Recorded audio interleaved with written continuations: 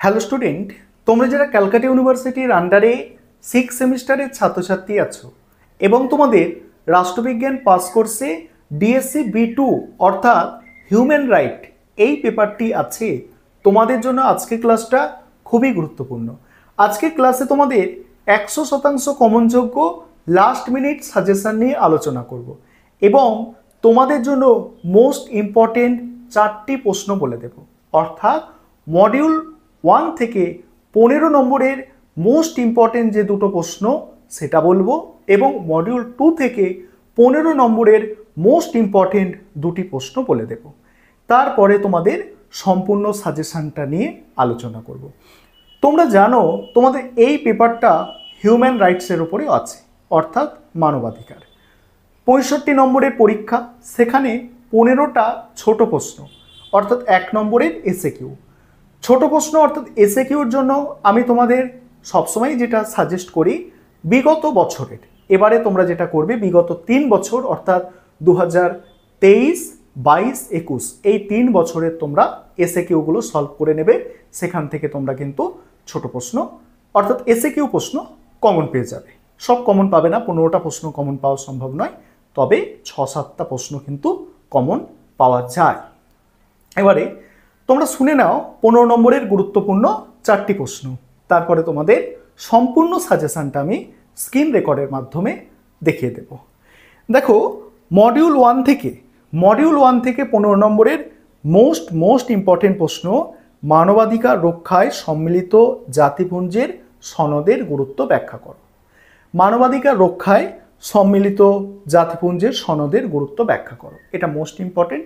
আরেকটা most important প্রশ্ন হচ্ছে ভিয়েনা ঘোষণার উদ্দেশ্য কী ছিল, ভিয়েনা ঘোষণার কর্মপন্থার কর্মসূচি আলোচনা করো। এই দুটো মডিউল 1 থেকে মোস্ট ইম্পর্টেন্ট। তারপর মডিউল 2 থেকে মোস্ট ইম্পর্টেন্ট কি আছে, মডিউল 2 থেকে আছে ভারতে জাতীয় মানবাধিকার কমিশনের গঠন ও কার্যাবলী আলোচনা করো। ভারতে জাতীয় মানবাধিকার কমিশনের গঠন ও কার্যাবলী আলোচনা করো, মোস্ট ইম্পর্টেন্ট।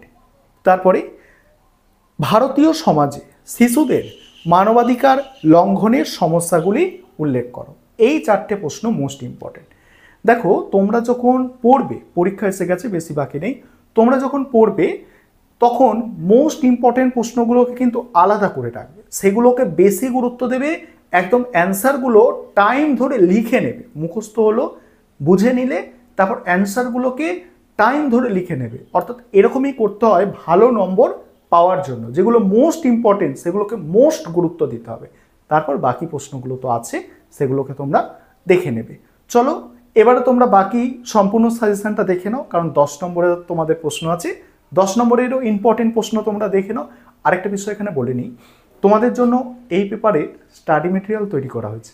তোমরা যদি কেউ স্টাডি মেটেরিয়াল পারচেস করতে চাও, স্ক্রিনে যে নম্বর দেখতে পাচ্ছ এই নম্বরে যোগাযোগ করে স্টাডি মেটেরিয়াল পারচেস করতে পারো। এবারে তোমরা সম্পূর্ণ সাজেশনটা দেখে নাও। আর তোমরা যারা স্টাডি মেটেরিয়াল পারচেস করতে চাইছো, নিচে যে নম্বরটা দেখতে পাচ্ছ এই নম্বরে যোগাযোগ করবে। এখানে যত প্রশ্ন আছে সমস্ত প্রশ্নের উত্তর স্টাডি মেটেরিয়ালের মধ্যে থাকবে, এছাড়া এসএকিউ থাকবে। এবার তোমরা সম্পূর্ণ সাজেশনটা দেখো। আমি প্রথম দুটো প্রশ্ন তোমাদের বলে দিয়েছি এখান থেকে, বাকি হচ্ছে সর্বজনীন মানবাধিকার ঘোষণার দলিলটি পর্যালোচনা করো। তারপরে হচ্ছে দেখো, সম্মিলিত জাতিপুঞ্জের মানবাধিকার কমিশনের ভূমিকা আলোচনা করো। নেক্সট হচ্ছে মানব সভ্যতার ইতিহাসে মানবাধিকার এর বিবর্তন আলোচনা করো। এখানে টোটাল 5টা মডিউল 1 থেকে আছে, প্রথম দুটো মোস্ট ইম্পর্টেন্ট, কারণ প্রথম দুটো হচ্ছে 2023 সালের প্রশ্ন। 2023 সালের প্রশ্ন তোমরা যারা এবারে 2025-এ পরীক্ষা দিচ্ছ তোমাদের জন্য মোস্ট ইম্পর্টেন্ট।